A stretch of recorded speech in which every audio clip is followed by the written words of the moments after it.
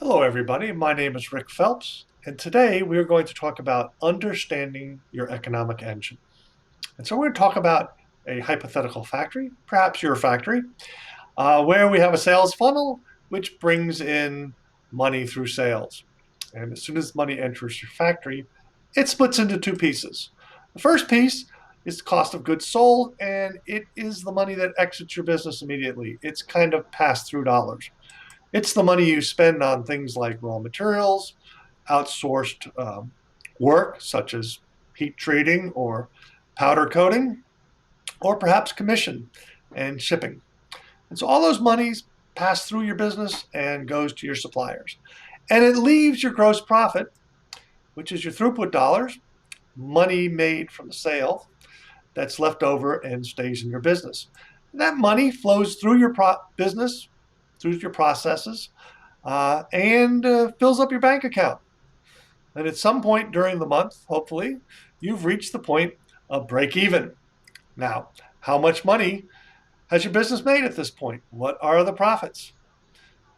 All right, that's a silly question. We've not made any money. We're at break even. That's the definition of break even, right? All right, so if we haven't made any money, when we talk about the profit margin of a product, what exactly are we talking about? Because how can any of our products that we've made so far had a profit margin if we haven't made any money? And that's a conundrum, and that's part of the problem with our cost accounting system. It tells us we make profits on all our products, but it's actually a very indirect and very misleading number. Now, fortunately, in our factory, we have a little bit of time left before the end of the month, so we're going to keep on cranking out the product, and sure enough, we make some profits. And by the way, we have to pay a little taxes because of that. It's good. Which products filled the profit bag? Right? Did we make a little bit of money from each product we sold, or did we make all our money from the last products we sold? That's kind of an existential question, not one we're going to directly talk about. Actually, it is exactly what we're going to talk about here because it's at the root of the problem, isn't it? Where are we making money?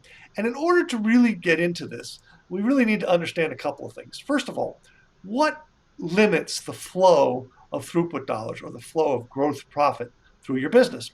And what we'll find in virtually every business is there's only one, sometimes two processes that truly limit the ability of the business to make money or to make gross profit. Right? And the essence of profound insight is simplicity. This is a massive simplification of a business. And so I'd like to give an example today from my consulting days. About 15 years ago, I was working in a series of gold mines. I mean, coal mines, wish they were gold mines, coal mines up in the Powder River Basin. And they had a sister mine up in Montana, which I was not doing any work at. But I heard they had done some good 5S work, some good lean activities in their maintenance shop. So I got an invite to go up there and tour their factory and see what they had done, see if I can borrow any ideas from them. And in exchange, I would teach them a little bit about theory of constraints. And they bought the bargain, and I went up there and visited. And their situation, as they described it, was they produced coal to the tune of about 100 trains worth a month. And each train made a profit of about $10,000, which means that 100 trains times $10,000 is $1 million profit. So they were a borderline mine. Some months they made money, other months they lost money.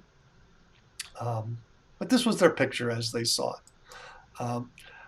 As I asked questions and probed a little bit, it became clear that what limited their ability to make money was actually the railroad. They were kind of at an awkward place, and if they didn't have spot for a train um, on the trail system, the trains would just cruise straight on by and go to another mine. And then when they were ready, they'd have to wait.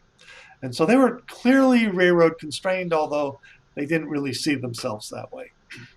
But it certainly simplified the way they could look at their mine. And here's why. If trains are worth $10,000 in profit, how much money would you spend? How much effort would you put out to get another train through? Well, at $10,000 a train, 12 months a year, you had a bogey of maybe 120,000 if it worked every month. So you might be willing to, spend 50, $60,000 to make that happen. Right? They didn't put a lot of effort into it. They were more interested in making sure each coal car was full. Saw an interesting project where they're making sure in the process they used to fill every coal car to maximize their profits per train car and thus per train.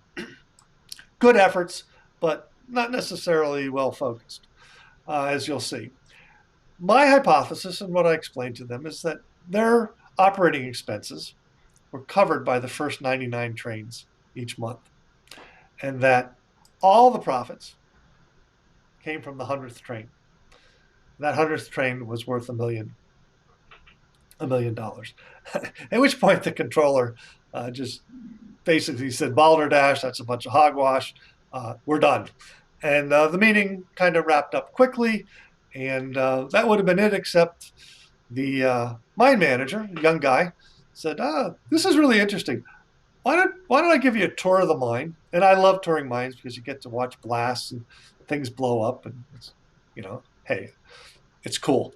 And so we go on this tour, and before we went, he asked one of his staff members to pull the data from the last couple of years, and the data he asked to see was profits per month and trains shipped.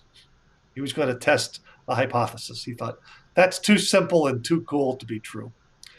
All right. So we went out and we took the tour, and it was amazing, doing some good work. And we came back and we found out that sure enough, the 100 trains, they made $1 million profit. 101 trains, they made $2 million profit. The data showed at 99 trains, they more or less broke even. And 98 trains, they lost $1 million. 97 trains, they lost $2 million. And so they were really making $1 million per train once they made enough trains to cover their operating expenses. That's profoundly different. Well, how much money would you spend in your business to make sure that you got a 100th train if that meant $1 million to you, or $12 million per year, or even a 101st train to make $2 million a month, or 102 trains to make $3 million a month, right? You have a lot more impetus to spend the money, spend the resources, and improve the process. And they were completely missing it. They were doing absolutely nothing on the work that needed to be done to make sure they can ensure that the 100th train came in, the 101st train came in, 102nd train came in. And that's because they had what's extremely common in business. They had a total blind spot onto what their constraint was, what limits the flow of money through their process, through their business. They did not understand their economic engine. So my question to you today is, what is your blind spot?